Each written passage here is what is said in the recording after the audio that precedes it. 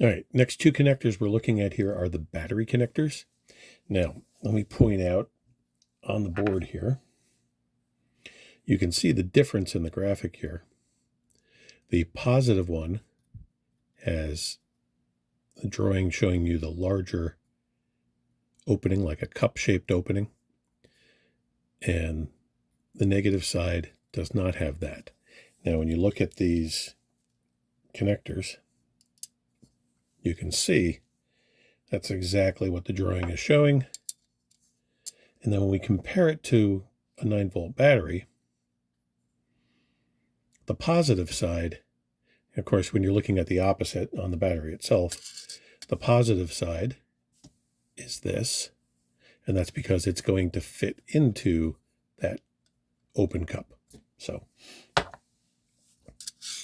make sure you put them in the right spots. But if it doesn't have this wonderful graphic here, if you're just seeing positive and negative, try to remember in your mind that it's always the opposite of what you're thinking of when you think of a 9-volt battery, is that the larger cup-shaped one is positive and the smaller one is negative.